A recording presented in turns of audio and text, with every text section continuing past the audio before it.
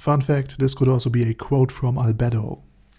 Hello and welcome to another anime lore video, and today we are going to take a first glance at the new upcoming isekai anime, Skeleton Knight in Another World.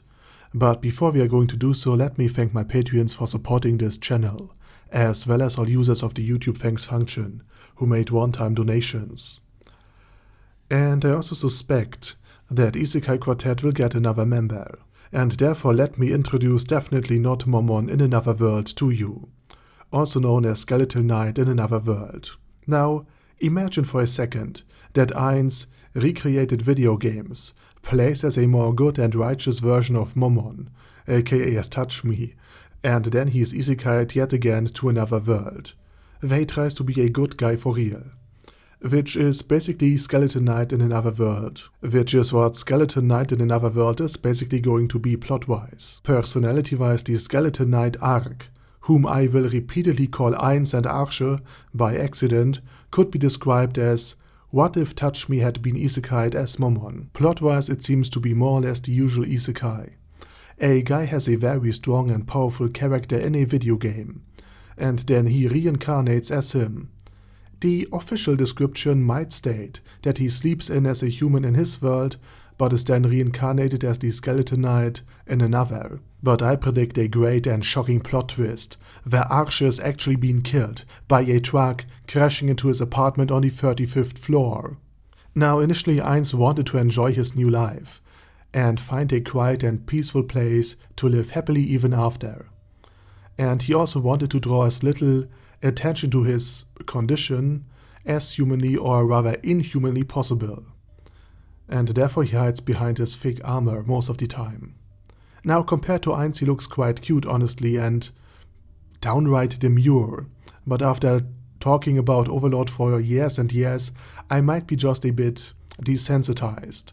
And the average villager who left his village just one time to get his citrus tree back from the neighboring village might get a negative impression if an undead would casually walk by. So, understandable so far. And just as Overlord's new world, this new world isn't just a game either, but also another dimension.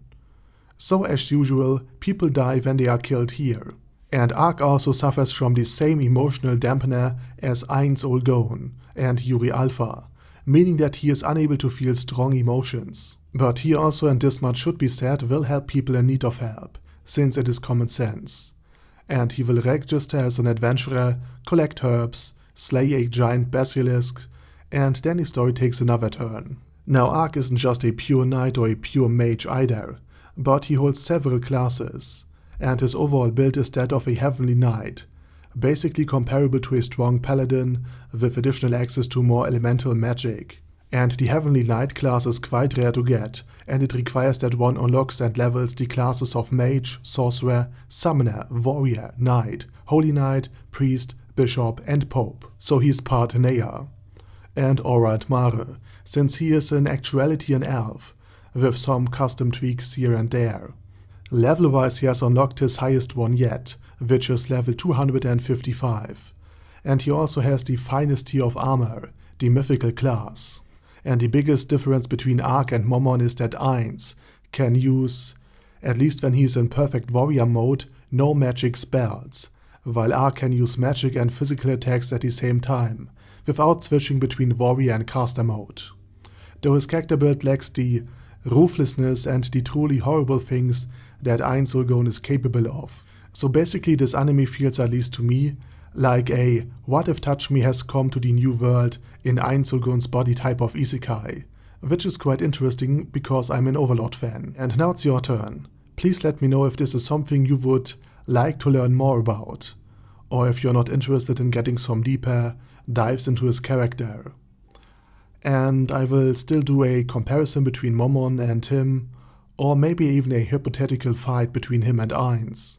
Oh, and in Skeleton Knight in Another World it is also confirmed that another player is present.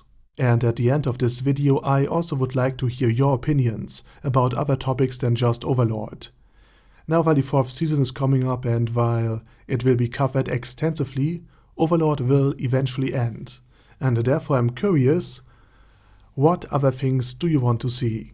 Hence why I have made a poll on my YouTube channel, and you will find the link by clicking the link in the description or just checking out the community page. Please check all anime you're interested in, so that I can see what will likely be popular on this channel. And it would really help me to figure out what you figured out you liked.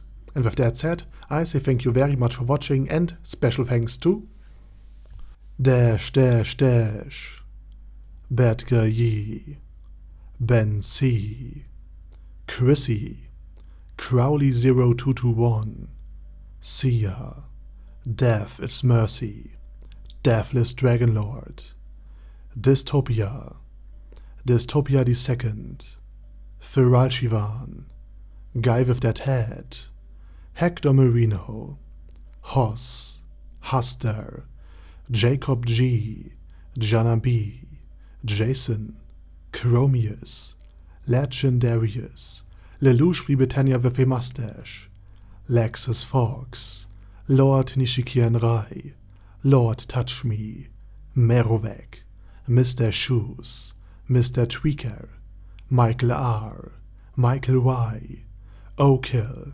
Overlord General Gasper, Paddy Pantom, Personage, Primus 11, Shadow Lightning Wolf, Shrine Keeper, Texas Deer, The Orc War Boss, Rocket Smasher, T.E. Wang, Vash Hawkeye, Vegito27, Venture Fanatic, Wilhelm, and Zonagon. Thanks guys. Anyway, have a nice day, and I hope to see you all again soon on my next video.